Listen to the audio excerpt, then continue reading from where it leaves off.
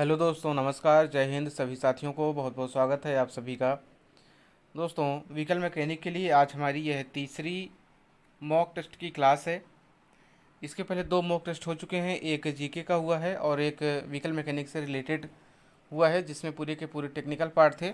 लेकिन आज का जो टेस्ट है वो फुल लेंथ टेस्ट है, जिसमें आपका सेम पैटर्न वही रखा गया है जो कि आपके बीआरओ में आते हैं। क्योंकि आपकी परीक्षाएं नज़दीक आ रही हैं तो आपका इसलिए फुल लेंथ टेस्ट रखा गया है, यानी कि इसमें आपके जीके के और टेक्निकल पार्ट दोनों ही चीज़ें इसमें शामिल की गई हैं।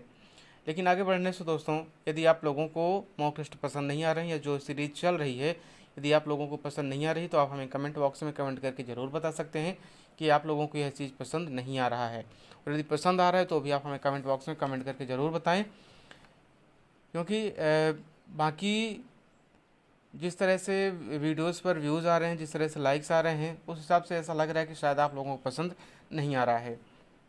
और दूसरी बात यह है कि आप लोगों के एग्ज़ाम नज़दीक हैं तो यूट्यूब पर जो कुछ भी मिले वही कुछ भी मत पढ़ने लग जाइए। आपके सिलेबस के अकॉर्डिंग जहाँ भी मिलता है वहाँ पर आप लोग पढ़िए। कई यूट्यूब वाले आप लोगों को ये बता रहे हैं कि ये बीआरओ व्हीकल मैकेनिक का प्रीवियस ईयर का पेपर है, लेकिन आप लोग भी जानते हैं कि जो बीआरओ प्रीवियस ईयर का मैकेनिकल किसी भी एग्ज़ाम का हो जो डिफेंस से संबंधित है, वो पेपर बाहर नहीं आता है। और आप लोगों को कहीं का भी पेपर उठाकर बताया जा रहा है कि यह बीआरओ का पेपर है या यह आर्मी का पेपर है, तो जो भी जितने भी डिफेंस के पेपर होते हैं वो बाहर नहीं आते हैं। और इतना भी पॉसिबल नहीं होता है कि सारे के सारे क्वेश्चंस किसी को याद हो जाएं। दो चार क्वेश्चंस याद हो सकते हैं जो कि आप लोगों को बताया जा सकता है, लेकिन जो पूरा का पेपर दिखा रहे हैं वो किसी और एग्ज़ाम के हो रहे हैं। और सभी एग्ज़ाम में जैसे अगर कहीं पर आईटीआई मैकेनिक मांगा गया है क्वालिफ़िकेशन में, तो वहाँ पर पूरा जो आपका 1 साल का या 1.5 साल का जो भी आईटीआई का पूरा सिलेबस होता है, उसमें से आपका पूरा उठाया जाता है क्वेश्चंस जो अदर एग्ज़ाम्स होते हैं। लेकिन यहाँ पर बीआरओ व्हीकल मैकेनिक में आपका एक पूरा का पूरा अलग ही चीज़ है, पूरा का पूरा दूसरे तरीके से पैटर्न दिया गया है। इसमें कुछ आपके स्पेसिफिक टॉपिक दिए गए हैं, उससे संबंधित जो भी आपका है वही आपको पूछा जाएगा। तो उम्मीद करता हूँ आप लोग समझ पा रहे होंगे मैं क्या कहना चाह रहा हूँ। तो चलिए आज का हम सेशन शुरू करते हैं। एक बात और है कि पिछले दो क्लासेस हुई हैं उसमें सिर्फ हिंदी मीडियम का था, लेकिन आज की जो क्लासेस हैं उसमें हिंदी और इंग्लिश मीडियम दोनों का है, तो हम दोनों को ही देखेंगे। तो यहाँ पर जो पहला क्वेश्चन है हमारा, क्लच कवर, फिर आपका डैश दिया गया है, से बोल्ट के द्वारा कसा होता है। यानी कि जो क्लच कवर होता है वह बोल्ट के द्वारा निम्न में से किसके द्वारा कसा गया होता है। तो आपके जो ऑप्शन है, आपके ऑप्शन हैं fly wheel, car wheel, engine block या फिर क्लच डिस्क। तो जो आपका क्लच कवर होता है वह है फ्लाई व्हील के द्वारा कसा जाता है, यानी कि जो आपका राइट आंसर होगा वो होगा ऑप्शन नंबर ए। तो यदि इसको हम इंग्लिश में देखें तो इंग्लिश मीडियम वाले भी जरूर ध्यान दें जो इंग्लिश मीडियम में है। क्लच कवर डैश है, it is tightened by bolt. तो यहाँ पर जो आपका राइट आंसर होगा वो होगा फ्लाई व्हील। क्वेश्चन नंबर 2 है,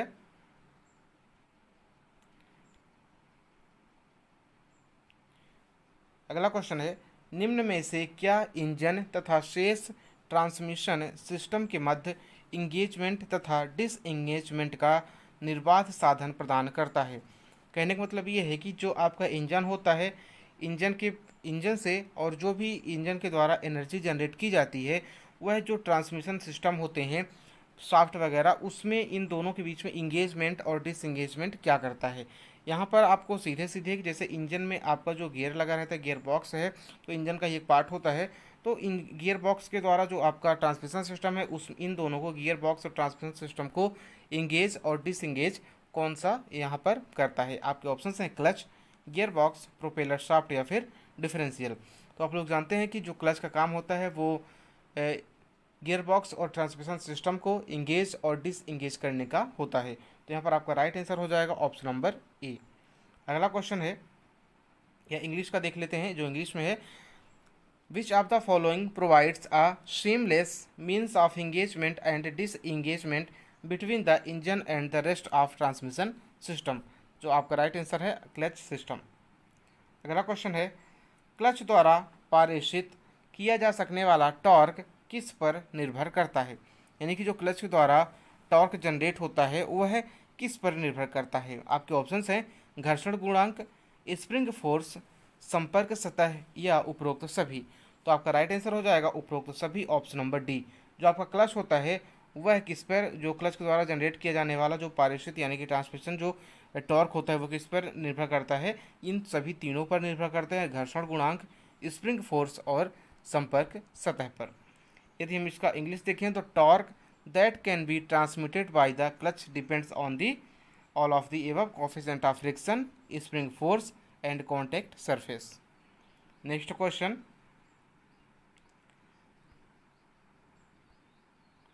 मैकेनिकल ट्रांसमिशन निम्न क्लास का हो सकता है, यानी कि जो मैकेनिकल ट्रांसमिशन होता है उसमें से कौन कौन से यहाँ पर आते हैं। आपके ऑप्शंस हैं क्लच, गियर बॉक्स तथा live axle transmission, clutch, gear box तथा dead axle transmission. Option number C है क्लच, गियर बॉक्स तथा एक्सल रहित ट्रांसमिशन सिस्टम। जो ट्रांसमिशन सिस्टम है मैकेनिकल का वह इन तीनों के द्वारा हो सकता है। उपरोक्त सभी आपका यहाँ पर राइट आंसर होगा।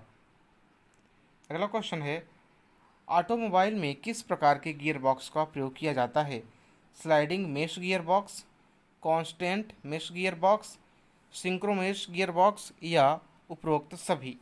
तो ऑटोमोबाइल में इन सभी प्रकार के अलग अलग ऑटोमोबाइल व्हीकल्स में इन सभी प्रकार के गियर बॉक्स का उपयोग किया जाता है, यानी कि sliding mesh gear box, constant का भी और सिंक्रोमेश का भी। तो आपका जो राइट आंसर होगा वो होगा ऑप्शन नंबर डी, उपरोक्त सभी। यदि इसको इंग्लिश में देखें तो आप इंग्लिश में भी देख सकते हैं, which type of gear box is used in automobiles. Sliding mesh gear box, constant mesh gear box या सिंक्रोनाइज मेश गियर बॉक्स। तो आपके जो ऑप्शंस होंगे ऑल ऑफ द एबव सभी सही हैं।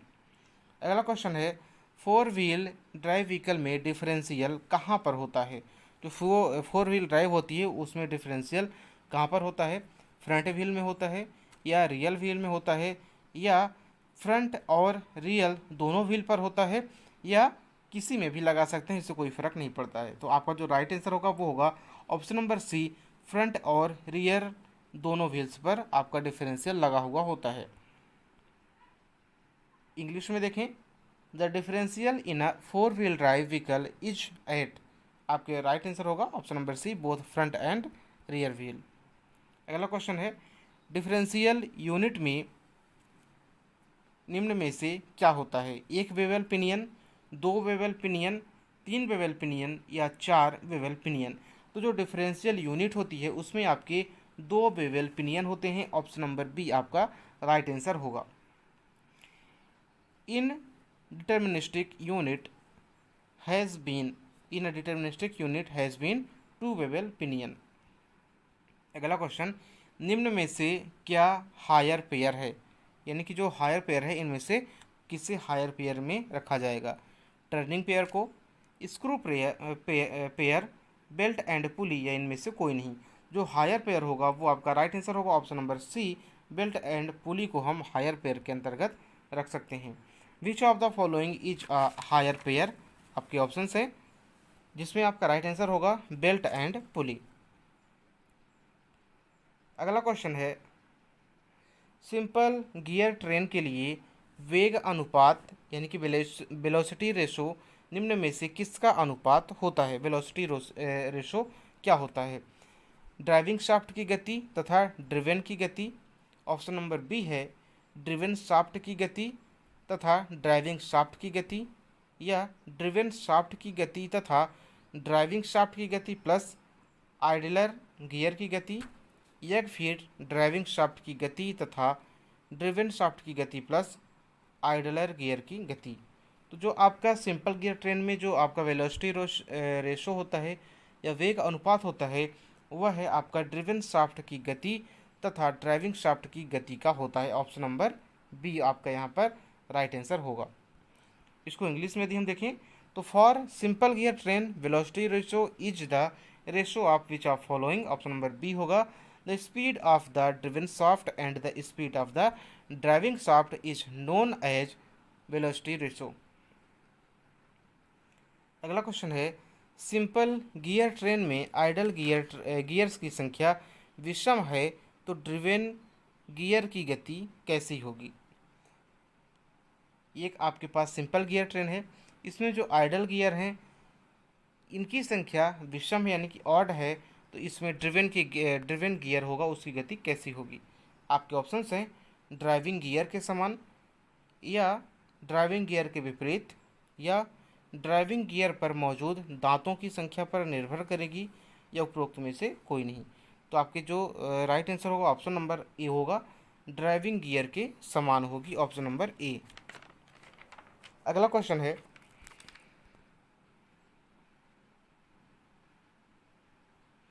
दो समांतर तथा समतलीय शाफ्ट को कनेक्ट करने के लिए निम्न में से किस प्रकार के गियरिंग का उपयोग किया जाता है। किस तरह के हैं, दो समांतर और समतल शाफ्ट हैं, उनको कनेक्ट करने के लिए हम किस गियर का प्रयोग करेंगे। Spur gear, bevel gear, spiral gear, या इनमें से कोई नहीं।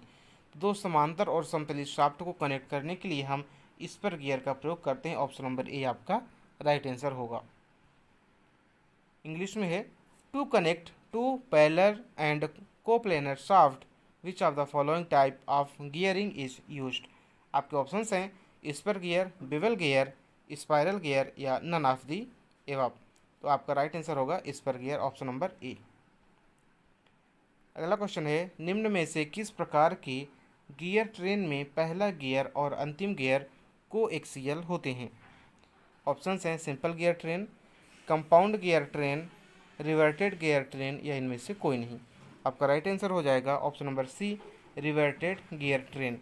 जो गियर ट्रेन होता है उसमें पहला और अंतिम गियर किस कोएक्सियल किस कौन होते हैं, रिवर्टेड गियर ट्रेन के होते हैं। इनको इंग्लिश में देख लेते हैं। In which of the following type of gear train first gear and last gear are coaxial. Option number C is right answer, reverted gear train. अगला क्वेश्चन है, ट्रांसफर केस गियर बॉक्स के तुरंत बाद क्या स्थित होता है। ऑप्शंस हैं front wheel drive, rear wheel drive, four wheel drive, या इनमें से सभी। तो आपका राइट आंसर होगा four wheel drive, option number सी।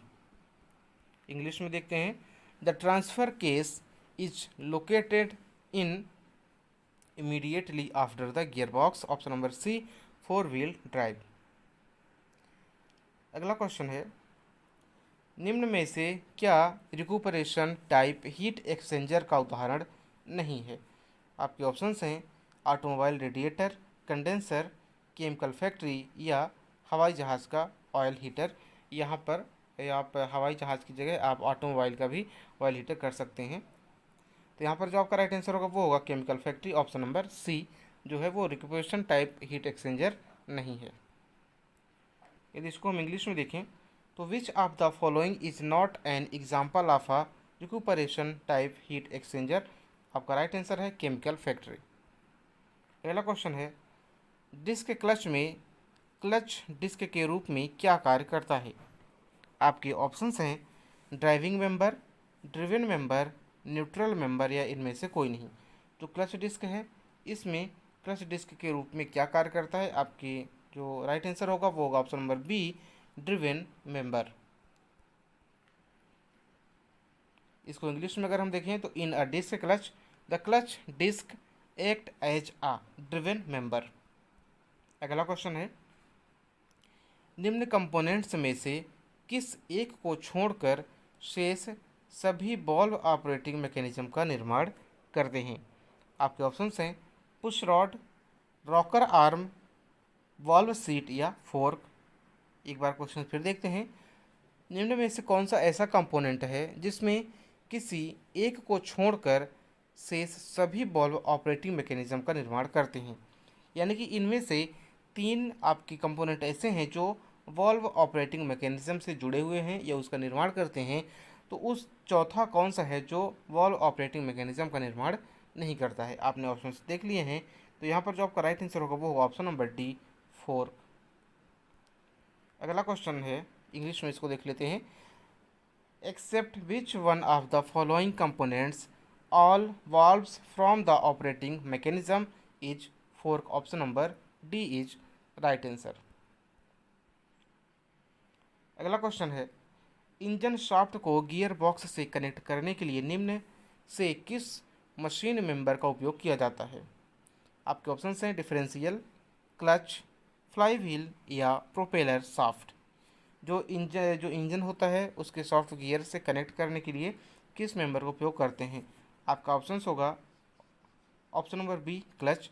आपने इसे पहले भी देखा कि इसको कनेक्ट करने के लिए या डिसकनेक्ट करने के लिए, यानी कि इंगेज और डिसइंगेज करने के लिए हम किसका उपयोग करते हैं, क्लच का उपयोग करते हैं।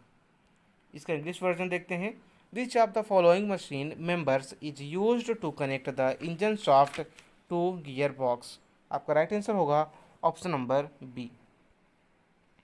अगला क्वेश्चन है, इनमें से किस प्रकार के क्लच पैडल की ज़रूरत नहीं होती है? Single plate, multi plate, centrifugal या फिर कोन? तो जो आपका यहाँ पर राइट आंसर होगा वो होगा सेंट्रीफ्यूगल। सेंट्रीफ्यूगल में क्लच पैडल की ज़रूरत नहीं होता है। आपका जो राइट आंसर होगा वो option number C. Which of the following does not require a clutch pedal? Centrifugal. अगला क्वेश्चन है, वॉल्व जब खुलता है तब कैम पर कैम लोब उठाया जाता है। आपके ऑप्शंस हैं बियरिंग पर, पिस्टन पर, वॉल्व लिफ्टर या फिर वॉल्व सीट। तो आपका जो राइट आंसर होगा वो होगा option number C, valve lifter पर। The valve opens when the cam lobe on the cam picks up. तो आपका राइट आंसर होगा वॉल्व लिफ्टर। अगला क्वेश्चन है, इंजन इनटेक वॉल्व का आकार किसके समान होता है? जो इंजन इनटेक वॉल्व होता है उसका आकार निम्न में से किसके समान है? एग्जॉस्ट वॉल्व के समान होता है, या एग्जॉस्ट वॉल्व से छोटा होता है, या एग्जॉस्ट वॉल्व से बड़ा होता है, या एग्जॉस्ट वॉल्व के आकार पर निर्भर नहीं करता है? तो यहाँ पर जो इंजन इनटेक वॉल्व का आकार है वह एग्जॉस्ट वॉल्व से बड़ा होता है, जो आपका राइट आंसर होगा ऑप्शन नंबर सी। इसका इंग्लिश वर्जन देखते हैं।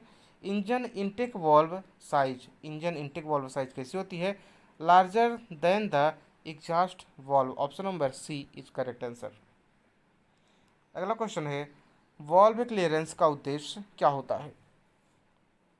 आपके ऑप्शंस हैं वॉल्व को फैलने देना, वॉल्व की गाइड में स्लाइडिंग होने देना, सुनिश्चित करना कि वॉल्व पूर्ण रूप से बंद होता है, या सुनिश्चित करना कि कैम शाफ्ट घूमने के लिए स्वतंत्र है।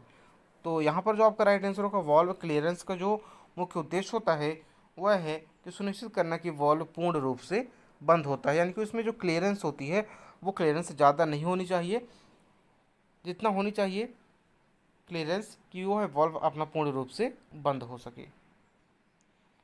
इंग्लिश में देखते हैं, तो the purpose of valve clearance is ensuring that the valve closes completely. अगला क्वेश्चन है, इंजन की मेन गैलरी में एक रिलीफ वॉल्व फिट किया जाता है। इस वॉल्व का मुख्य उद्देश्य क्या है?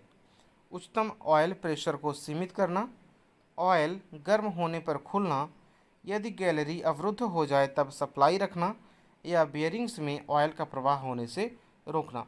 तो जो आपका यहाँ पर राइट आंसर होगा वो होगा ऑप्शन नंबर ए, उच्चतम ऑयल प्रेशर को सीमित रखना।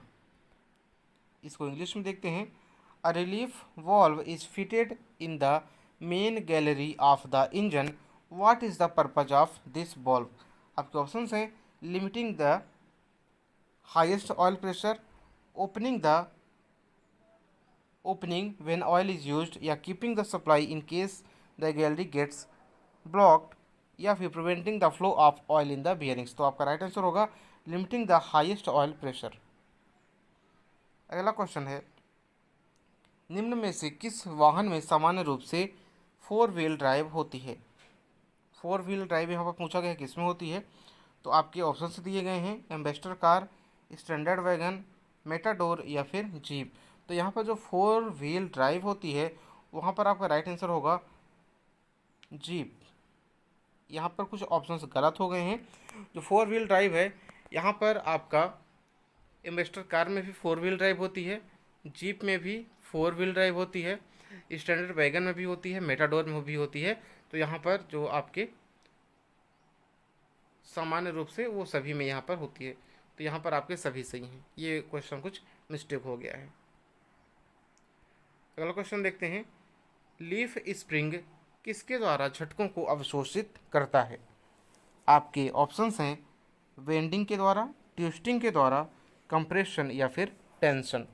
तो जो आपका राइट आंसर होगा वो होगा ऑप्शन नंबर ए, वेंडिंग के द्वारा जो लीफ स्प्रिंग होती है वो बेंडिंग के द्वारा झटकों को अवशोषित करता है। इंग्लिश में देख लेते हैं। Leaf spring absorbs shocks by bending.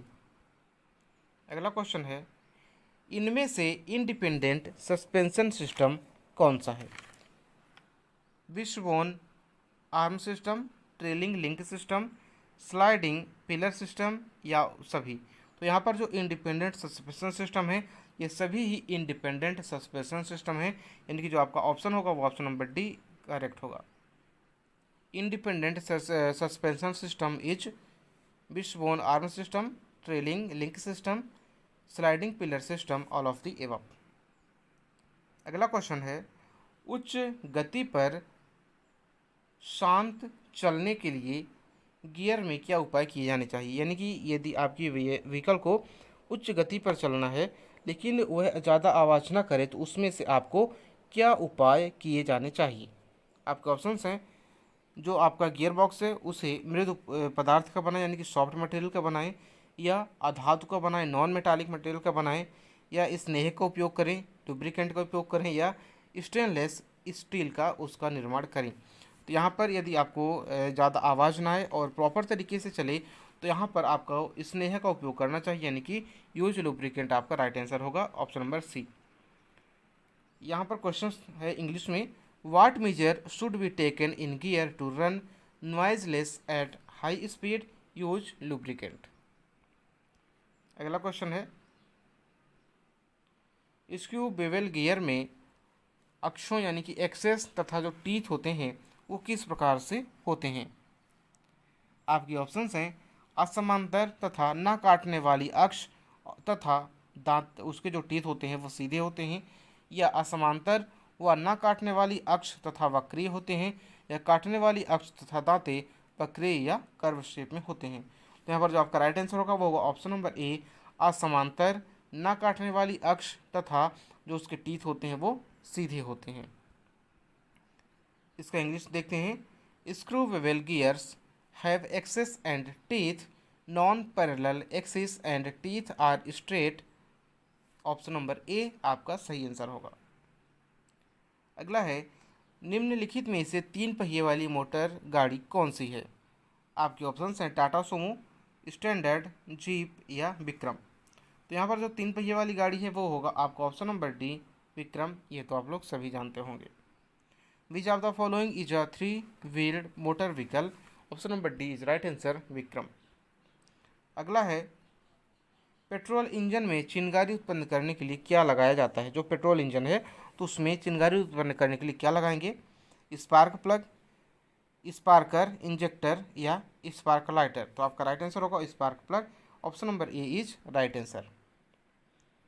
What is use to generate spark in a petrol engine?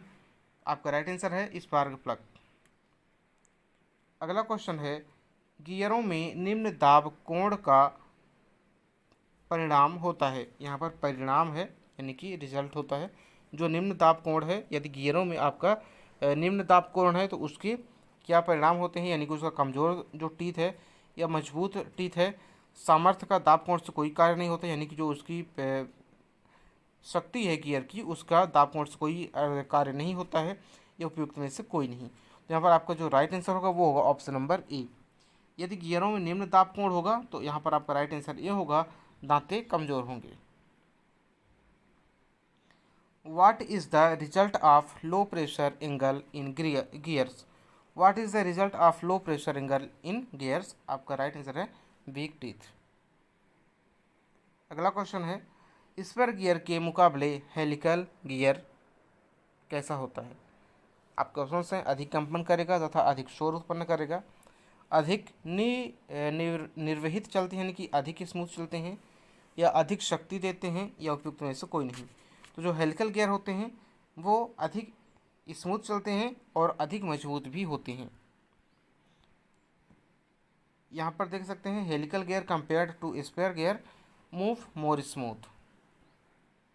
अगला है, फ्लाई व्हील का क्या कार्य है? आपके ऑप्शंस हैं, गति को नियंत्रित करना, दिशा को उलटना, या एक चक्र में उत्पन्न अधिक ऊर्जा। आपका राइट आंसर होगा ऑप्शन नंबर सी, एक चक्र में उत्पन्न अधिक ऊर्जा। इंग्लिश में देखते हैं, what is the function of fly wheel? Option number C, excess energy generated in one cycle. अगला क्वेश्चन है, टायर बनाने में रबर तथा किस पदार्थ का प्रयोग मुख्य रूप से किया जाता है? आपके ऑप्शंस हैं नायलॉन डोरी, कपड़े का, जूट का या उपयुक्त सभी का प्रयोग करते हैं। जो टायर बनाने में किसका प्रयोग करते हैं? मुख्य रूप से रबर के साथ में नायलॉन का उपयोग करते हैं। Rubber and which material are mainly used in making tyre? Nylon. अगला क्वेश्चन है, हुक कपलिंग का प्रयोग दो ऐसी शाफ्ट को जोड़ने में किया जाता है जिनकी अक्ष होती है एक दूसरे को काटती हुई या एक दूसरे के समानांतर या संरेखीय या इनमें से कुछ नहीं, या कहा नहीं जा सकता। जो आपका राइट आंसर होगा वो होगा आपका ऑप्शन नंबर ए, काटती हुई, एक दूसरे को इंटरसेक्ट करती हुई। इंग्लिश वर्जन देखते हैं, hooks couplings is use to join two shaft whose axis is intersecting. Option number A. अगला है, फ्लेंज कपलिंग में प्रयोग किए जाने वाले बोल्टों की संख्या किस पर निर्भर करती है? जो फ्लेंज कपलिंग है उसमें प्रयोग किए जाने वाले बोल्टों की संख्या किस पर निर्भर करती है? शाफ्ट की लंबाई पर, शाफ्ट के व्यास पर और शाफ्ट के पदार्थ पर। तो जो आपका राइट आंसर होगा वो होगा ऑप्शन नंबर बी, शाफ्ट के व्यास पर। The number of bolts used in a flange coupling depends on the diameter of the shaft. Option number B. अगला क्वेश्चन है, मोटर गाड़ी में ग्रीस निम्नलिखित में से कहाँ दी जाती है? ऑप्शन आपके हैं wheel bearing, gear linkage, distributor या उपयुक्त सभी। तो जो आपके ग्रीस है, मोटर गाड़ी में ग्रीस कहाँ पर दी जाती है? सभी जगह पर आपको, जहाँ भी आपके जॉइंट्स होंगे या जहाँ से भी आपका ट्रांसमिशन सिस्टम होगा वो हर जगह पर आपके ग्रीस लगाई जाती है। तो आपका राइट आंसर होगा ऑप्शन नंबर डी, उपयुक्त सभी। Where is the grease given in motor vehicles? All of the above. अगला क्वेश्चन है, चालक यानी कि ड्राइवर तथा चलित ड्रिवन गियरों के घुमाव की एक ही दिशा में होने में प्रयोग की जाती है। आपके ऑप्शंस हैं सरल गियर माला, प्रत्यावर्तित गियर माला, बाह्य चक्रीय गियर माला या उपयुक्त में से कोई नहीं। तो यहाँ पर आपका राइट आंसर होगा ऑप्शन नंबर बी, प्रत्यावर्तित गियर माला यानी कि रिवर्टेड गियर चेन। आपके इंग्लिश वर्जन देख लेते हैं, if the axis of rotation of driver and driven gear, if the axis of rotation of the driver and the driven gear are the same are they used reverted gear train. अगला question है, gear के pitch वृत्त यानी कि pitch circle से root diameter के बीच की दूरी को क्या कहते हैं? डिडेंडम, अडेंडम, पिच या उपयुक्त में से कोई नहीं। तो आपको जो राइट आंसर होगा वो होगा ऑप्शन नंबर ए, डिडेंडम। जो पिच सर्कल से लेकर रूट डायमीटर के बीच की जो दूरी होती है उसे डिडेंडम कहा जाता है। The distance between the pitch circle of the gear to the root diameter is called dedendum. अगला क्वेश्चन है, सामयिक देखभाल कितने कितने समय के पश्चात होती है? यानी कि जो व्हीकल होता है उसकी देखभाल कब कब हमें करनी चाहिए? रोज़ाना यानी कि प्रतिदिन, 500 किलोमीटर के बाद, 1000 किलोमीटर के बाद या इनमें से सभी। तो आपका जो राइट आंसर होगा वो होगा ऑप्शन नंबर डी, इनमें से सभी। After how long does typical care take? All of the above, यानी कि daily, after 500 kilometre and after 1000 kilometre. अगला क्वेश्चन है, प्रायः मानक कुंजी मार्ग की गहराई को शेपर के व्यास का रखा जाता है, यानी कि किसके व्यास का रखा जाता है? आपके ऑप्शंस हैं 1/4 गुना, 1/8 गुना, 1/2 गुना या 1/16 गुना। तो जो की वे होता है उसकी गहराई 1/8 गुना के व्यास में रखी जाती है। Usually the depth of the standard keyway is taken to be the diameter of the shaper 1/8 times. अगला क्वेश्चन है, आपका जीके का पोर्शन शुरू हो गया है। भारत में वर्तमान में भारतीय रेल मंत्री कौन है? आपके ऑप्शंस हैं भूपेंद्र सिंह यादव, राजनाथ सिंह, अश्विनी वैष्णव और नितिन गडकरी। तो आपका राइट आंसर होगा अश्विनी वैष्णव, वर्तमान में भारतीय रेल मंत्री हैं। अगला प्रश्न है, who is the present Indian railway minister? Bhupendra Singh Yadav, Rajnath Singh, Ashwini Vaishnaw या नितिन गडकरी। तो आपका राइट आंसर होगा अश्विनी वैष्णव। सांची का स्तूप देश के किस राज्य में स्थित है? उत्तर प्रदेश, मध्य प्रदेश, महाराष्ट्र या बिहार। जो सांची का स्तूप है यह मध्य प्रदेश में स्थित है। Sanchi stupa is located in which state of the country? Madhya Pradesh, option number B. अगला क्वेश्चन है, रामवन विषधारी टाइगर रिजर्व किस राज्य में स्थित है? हरियाणा, राजस्थान, छत्तीसगढ़ या उत्तराखंड। जो रामवन विषधारी टाइगर रिजर्व है यह राजस्थान में स्थित है और इसे हाल ही में देश का 52वां टाइगर रिजर्व घोषित किया गया है। इन विच स्टेट इज रामवन Vishdhari tiger reserve located? Option number B, Rajasthan is right answer. अगला क्वेश्चन है, निम्न में से कौन रबी की फसल है? धान, गेहूँ, खीरा या फिर मक्का। तो यहाँ पर जो आपका राइट आंसर होगा वो होगा ऑप्शन नंबर बी, गेहूँ आपकी रबी की फसल है, जबकि धान खरीफ की फसल, खीरा जायद की फसल और मक्का आपकी धान की फसल है। जिन फसलों को आप जून जुलाई में बोते हैं और अक्टूबर नवंबर में उनकी कटाई हो जाती है उन्हें खरीफ की फसल कहा जाता है, और जिन फसलों को अक्टूबर नवंबर में बोते हैं और मार्च अप्रैल में काट लिया जाता है उन्हें रबी की फसल कहा जाता है। और जायद की फसलें वे फसलें होती हैं जो रबी और खरीफ फसलों के अंतराल में बोई जाती हैं, उन्हें जायद की फसल कहा जाता है, जैसे खीरा, ककड़ी आदि। Which of the following is a rabi crop? Wheat, option number B. वर्तमान में उत्तराखंड के मुख्यमंत्री कौन हैं? उत्तराखंड के योगी आदित्यनाथ, हेमंत सोरेन, पुष्कर धामी या माणिक शाह। तो जो उत्तराखंड के वर्तमान मुख्यमंत्री हैं वह है पुष्कर धामी हैं। ऑप्शन नंबर सी आपका करेक्ट आंसर होगा। Who is the present chief minister of Uttarakhand? Option number C, Pushkar Dhami. अगला क्वेश्चन है, निम्न में से कहाँ पर कुंभ का मेला नहीं लगता है? प्रयागराज, उज्जैन, हरिद्वार, नासिक। तो यहाँ पर आपका जो राइट आंसर होगा वो होगा option number C, Haridwar. Haridwar में कुंभ का मेला नहीं लगता है। In which of the following Kumbh Mela is not held? Option number C, Haridwar. अगला क्वेश्चन है, वर्तमान में भारत से कितने यूनेस्को विश्व विरासत शामिल हैं? 40 अभी वर्तमान में भारत में यूनेस्को विश्व विरासत स्थल शामिल है। यूनेस्को का मुख्यालय आपके पेरिस, फ्रांस में स्थित है, और यहाँ पर जो 39वीं है वह आपका रामप्पा मंदिर है जो कि तेलंगाना में स्थित है, और 40वीं जो है वह धौलावीरा है। धौलावीरा आप जानते हैं यह है आपकी कैसी एक हड़प्पा कालीन स्थल है धौलावीरा। अगला है, how many UNESCO world heritage sites are presently includes in India located in India? 40, option number D. IPL का पहला मैच किस वर्ष खेला गया था? आपके ऑप्शन हैं 2005, 2007, 2008 या 2006। तो जो आईपीएल का पहला मैच था वह वर्ष 2008 में खेला गया था, जिसमें राजस्थान जो थी वह विजेता टीम थी। और अभी वर्तमान में कौन सा संस्करण है?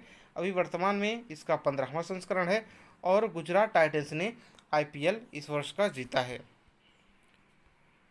अगला है, in which year was the first match of IPL played? 2008। Last question, वर्तमान में अमेरिका के राष्ट्रपति कौन है? आपके ऑप्शन हैं डोनाल्ड ट्रंप, व्लादिमीर पुतिन, जो बाइडन या जेलेंस्की। तो वर्तमान में जो अमेरिका के राष्ट्रपति हैं वो जो बाइडन है। ऑप्शन नंबर सी आपका राइट आंसर होगा। तो दोस्तों आज का सेशन यहीं तक, मिलते हैं आपसे हम अगले सेशन में। यदि आप लोगों को सेशन अच्छा लगा होगा तो आप लोग हमें कमेंट बॉक्स में कमेंट करके ज़रूर बताएं। उसी अकॉर्डिंग मैं अगला जो लेक्चर होगा वो प्रिपेयर करूँगा। तो मिलेंगे अगली वीडियो में दोस्तों, तब तक के लिए नमस्कार, धन्यवाद, जय हिंद।